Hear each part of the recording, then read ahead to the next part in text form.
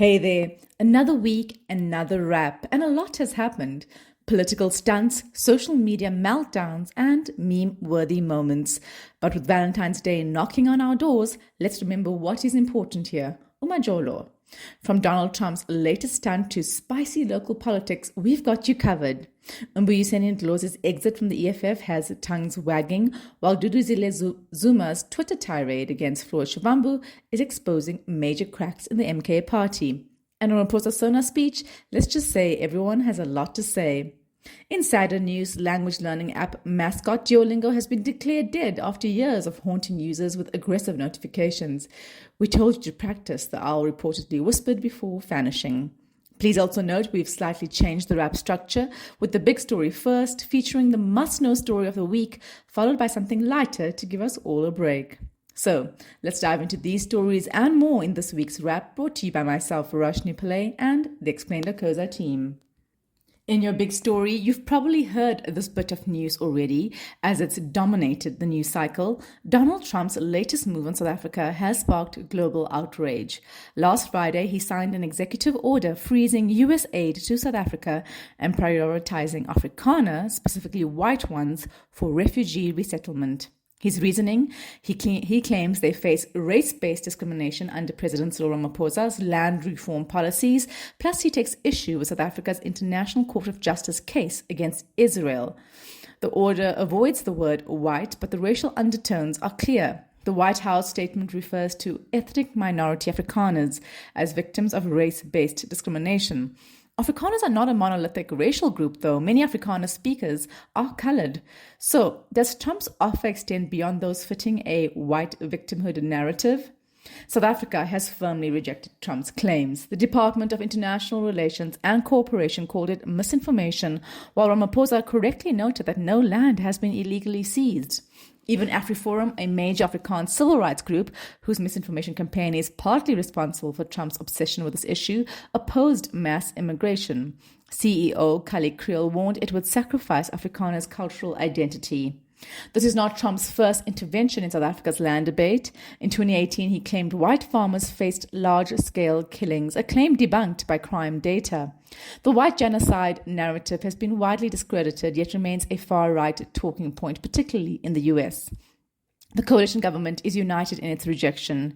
DA leader and agricultural minister John Steenhuisen warned of grave consequences if Trump's misinformation spreads. While the DA opposes aspects of the Expropriation Act and is challenging it in court, Steenhuisen dismissed fears of mass land seizures as baseless. As for Trump's resettlement offer, it looks like most Afrikaners are staying put. The only real mayhem here is Trump's latest political spectacle.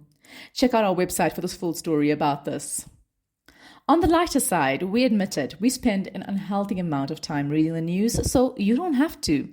That also means we come across some of the most laugh-out-loud responses to said news as we peruse social media. Here are some of our favorites this week. First up, Blakey Sweaty tweeted, Elon Musk's toddler son is putting up more of a fight against Trump than the Democratic Party. This was her response to a video going viral of Elon Musk's son joining his dad for a bizarre press conference in the Oval Office this week. A hot mic picked up the 4-year-old whispering to Trump, "You're not the president, go away, and I want you to shush your mouth." Next up, someone called a J from Venda tweeted, Europeans heard Americans are trying to mess with their favorite holiday destination and said, "Not on my watch." He was referring to the US Embassy in South Africa, which has doubled down on Trump's lunacy, issuing a fact sheet on farm murders. Meanwhile, the ambassadors of France, Germany, and Italy, plus the EU's deputy ambassador to South Africa, clapped back. They published a heartening video on Tuesday labeled United in Diversity, noting they share South Africa's values of solidarity, equality, and sustainability. A dig at the US Secretary of State, who previously tweeted he will not attend the G20 later this year in Johannesburg because it promotes these values. It's great to have the EU in our corner in these crazy times. And finally, someone called Ukulamula tweeted, "Guys, please date people that like to defrost first. This man just woke up and spoke about America wanting to take Gaza at 6 a.m. I don't have the required English." No explanation required here. Trump is even ruining our love lives and our mornings. Moving on to some local drama, if South African politics were a Netflix series, this week's episode would be a spicy crossover special. On one side, we have Mbuyiseni Ndlozi and the EFF's long, painful breakup finally reaching its inevitable conclusion. On the other hand, Duduzile Zuma Sambudla, aka Dudu, is busy setting the Umkhonto we Sizwe Party HQ on fire with her social media outbursts. And at the center of it all, the one and only Floyd Shivambu, now the most controversial figure in both parties. So let's dive in. After months of speculation, Mbuyiseni Ndlozi has officially left the Economic Freedom Fighters, and if his exit speech is to be believed, party politics altogether. The former EFF spokesperson says he is stepping away to focus on academia and civil society. But let's be real, no one in South African politics ever really retires. So is he really done? Or is this just the soft launch for a move to the ANC? According to Ndlozi, his troubles with the EFF started when he refused to snitch on his old comrade Floyd Shivambu, who defected to the MK party. This silence reportedly angered Julius Malema, leading to Ndlozi's suspension right before the EFF's December conference, conveniently sidelining him from a leadership position. The EFF's official reason, some mysterious intelligence report allegedly linking him to the MK party. Ndlozi was quick to call the allegations nonsense, saying, "I think that whatever information they say they have was based largely on lies." With the EFF struggling post-elections, dropping from just over 10% in 2019 to under 10% in 2024, and the MK party still figuring out if it's a political force or a family business, the question is, where will Ndlozi land next? He denies any ANC ambitions, but we're not convinced, given his glowing tweets featuring ANC stalwarts recently. Meanwhile, over at the MK party, the Dudu versus Floyd showdown. If Ndlozi's exit was a slow burn drama, Duduzile Zuma Sambudla's antics this week were a full-blown action thriller. In a furious ex-rant, Dudu unleashed hell on Floyd Shivambu, branding him the worst thing that has happened to the MK party and throwing in a "F you, Floyd," for good measure. If that wasn't enough, she also accused him and his so-called minions of ruining the party. The reason Shivambu, the EFF's former deputy president, was swiftly promoted to MK's secretary general after joining last year. This did not sit well with Dudu and other MK old guards who claim Shivambu has been sidelining them as the original party founders while failing to pay constituency staff and party office rent. But before Dudu could claim victory, her father, Jacob Zuma, stepped in with a sit-down young lady moment. The MK party issued a formal statement warning that she needed to apologize or face expulsion. And just like that, the backtracking began. Dudu's apology, however, was as lukewarm as they come. She said she regretted airing grievances publicly, but never once mentioned Floyd by name. Translation: I'll apologize, but I'm not sorry. While the Dudu versus Floyd drama might seem like petty Twitter beef, it actually highlights a deeper struggle within the MK party and extremist politics in South Africa in general. Together, the EFF and MK party represent a quarter of the vote, frightening stats for parties that hold such radical views. We're watching closely. In some tech news, why do the dubiously good always die young? Condolences are in order after the language learning app Duolingo announced on Tuesday that their beloved, read-feared mascot, the green owl Duo, had passed away. If you're wondering how a digitally animated bird can die, same.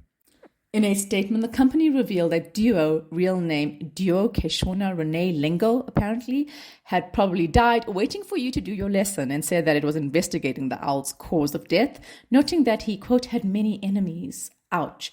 Immediately practices daily Zulu lesson. The case took a turn on Wednesday when the company posted a video to social media asking for help identifying the driver of a Tesla Cybertruck that hit the owl mascot in a parking lot. Somehow the case now involves Elon Musk because, of course, it does. The late owl lived an eventful life, hating Drake, walking in Berlin Fashion Week, and famously thirsting after pop star Dua Lipa, who mourned his passing on Twitter, writing, "Till death do our part. We're not crying, you are." But before you panic, a Duolingo spokesperson confirmed that Duo's demise is part of an elaborate marketing campaign. Classic. But it makes sense. Duolingo, founded in 2011, thrives on unhinged social media stunts, much like its 42 language offerings, which include High Valyrian for Game of Thrones fans and Klingon for Star Trek nerds. The app and its late mascot are known for encouraging, nay, threatening users to do their daily language lessons. The big question remains, will Duo rise from the ashes like a bilingual phoenix, or was Drake behind the Cybertruck wheel?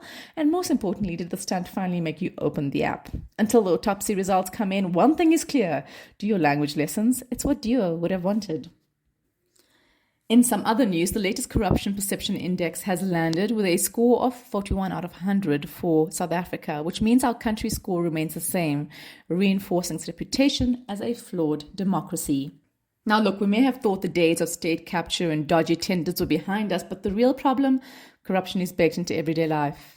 We spoke to advocate Deborah Matemwa, former head of legal investigations at Corruption Watch, and she said it's not just about big tenders. It's the willingness of the man on the street to pay off a police officer. It's an 18-year-old paying for a driver's license rather than passing the test. Corruption is cultural. We're all part of an ecosystem of justice that can fight corruption in small and big ways. And that's the issue. When bribery becomes a normal part of getting things done, it stops feeling like a crime.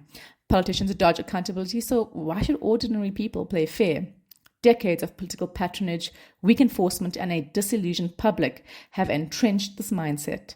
The Zondo Commission exposed the rot, but many key players remain untouched. The government has talked a big game about strengthening anti-corruption institutions, but meaningful prosecutions are rare. Meanwhile, fresh scandals pop up like clockwork. The impact extends beyond our borders. Corruption is now an environmental issue globally, with the CPI report highlighting how corruption infects even survival through the climate crisis. For example, mean annual temperatures in South Africa have increased by twice the global average, 0.7%, and heat waves are more frequent, while dry spells last longer. For many, corruption is less about greed and more about survival. Paying a bribe just ensures they get services they should already be entitled to. But this normalization is dangerous. It erodes democracy, weakens institutions, and makes voters disengage. So can we fix it? Experts say yes, through transparency, accountability, and actual consequences. Citizens must demand better governance, and leaders must start leading by example. Until that happens, corruption is not just a problem in South Africa, it is the system. Read the full story on the CPI report on our website. And in case you haven't noticed, it's Valentine's Day tomorrow. Once upon a time, finding love meant awkward chance encounters and actual conversations. Now, it's all about swipes, likes, and the occasional TikTok thirst trap. In this wrap, we're talking about how social media hasn't just changed dating, it's completely rewritten the rules. Firstly, from algorithms to I do. Online dating isn't as recent as you'd think, believe it or not. The first computer-assisted matchmaking happened in the 1950s. By 1995, South Africa had its own digital dating scene with Yid.com, a Jewish dating service. But nothing revolutionized dating quite like Tinder, which gamified romance with a simple swipe. Today, 61% of South Africans say they've used the app. But dating has outgrown apps. A cheeky Instagram DM, a well-timed Twitter reply, or a flirty comment on TikTok can spark romance just as easily. Some even argue that social media is the new dating app, just without the bios full of lover of life and fluent in sarcasm. Secondly, the social media dating minefield. While social media makes connecting easier, it's also made relationships more complicated. Ghosting, breadcrumbing, orbiting, dating lingo now sounds like an episode of Survivor. Then there's the pressure to showcase the perfect relationship. Between extravagant proposals and luxury gift-giving partners, online love can look like a reality show. In reality, it's just a highlights reel. Next, blue ticks, red flags. A UKZN study found that for many young South Africans, social media is both a love language and a surveillance tool. Some partners expect constant location updates. Others demand a full purge of suspicious followers. WhatsApp, Snapchat, and Instagram have gone from fun to forensic, where a seen message can spark a full-blown argument. And finally, love in the age of likes. Has social media ruined dating? Not necessarily. While it's changed how we connect, love is still about real human connection. Whether that starts with a right swipe or a retweet. Just remember, curated Instagram love stories are not real. But mutual respect, trust, and maybe even a solid meme game, that's timeless. And in some local news, we hit publish on last week's wrap just before President Cyril Ramaphosa's State of the Nation address, Sona. In case you missed it, the night was all about pushing back against diplomatic spats. As he said, we are a resilient people, we will not be bullied. He responded to growing tensions with the US, where President Donald Trump has been making outrageous claims about South Africa's policies. Ramaphosa did not flinch, standing firm on diplomacy in global conflicts, from Ukraine to the Middle East. But did South Africans buy it? Well, popular TV presenter and TikToker Dan Corder wasted no time praising Ramaphosa's composure in a video that garnered 1.7 million views. As he put it, he did not back down on anything. No international pressure changed a single word of his speech. Even EFF leader Julius Malema, usually Ramaphosa's biggest critic, agreed that South Africa should not be bullied. But he has one pressing question: what is the actual plan? Meanwhile, the China Global Television Network also spotlighted Ramaphosa's speech, sharing a snippet where he clapped back at Trump's claim that South Africa was confiscating land. The online reaction: a wave of support for South Africa in defense. Interesting, given China's plans to step into the power vacuum the US is leaving on the global stage. Parliament's opposition parties were spent this week responding to the president's address. The debates have gone as expected and can be summarized as the ANC, we've got this; the MK party, Zuma Nostalgia Central; and the EFF, Malema's one-man show, given that many of his most popular MPs have absconded. And the FF Plus, ek is hier om te bly. FF Plus leader Pieter Groenewald kept it simple. Afrikaners are part of South Africa's DNA. He dismissed land expropriation and said the government should focus on making South Africa a country of people who want to stay, not run away. What's next? Ramaphosa now responds to the responses in the final Sona debate today. Stay tuned. We'll keep you updated. Finally, Namibia has lost a legend, Sam Nujoma. The man who led the country to independence and became its first president has died at the age of 95. His passing on Saturday was met with an outpouring of tributes, with the Namibian presidency calling him the most gallant son of our land. It's hard to overstate just how much Nujoma shaped modern Namibia. Born in 1929 in a village in northwestern Namibia, Nujoma grew up under the rule of apartheid South Africa, which controlled Namibia after World War I. By the 1950s, he had become a fierce opponent of the system, helping to found the Owamboland People's Organization, the independence movement that was the precursor to the current country's liberation movement and the current governing party, SWAPO, which is a bit like our ANC. Forced into exile in 1960, Nujoma traveled the world lobbying for Namibia's freedom. He petitioned the United Nations and built alliances across Africa, securing support to launch SWAPO's armed struggle and guerrilla campaign against apartheid South African rule in 1966. It took over 2 decades of conflict and international pressure before Namibia finally gained independence in 1990. SWAPO won the country's first democratic elections and Nujoma became its president, serving 3 terms until 2005. Nujoma was officially recognized as the founding father of the Namibian nation in 2005, a testament to his role in shaping the country. He championed national unity under the slogan "One Namibia, One Nation" and prioritized reconciliation in a country still scarred by apartheid and German colonial rule. But his leadership was not without controversy. His intolerance of media criticism and his government's response to the 1999 Caprivi conflict cast a shadow over his legacy. He also faced backlash for his views on the LGBTQ+ community, which he denounced as a foreign and corrupt ideology. Despite this, many credit him for ensuring Namibia's stability and laying the foundation for its democratic institutions. His death marks the end of an era, leaving behind a country that continues to build on the foundations that he helped lay. That's it from us at The Wrap, an award-winning product of Explained.coza. Simple news summaries for busy people. Are you telling your friends to subscribe? Please tell them to do so. Go to explained.coza/subscribe. Till next time, goodbye from the team.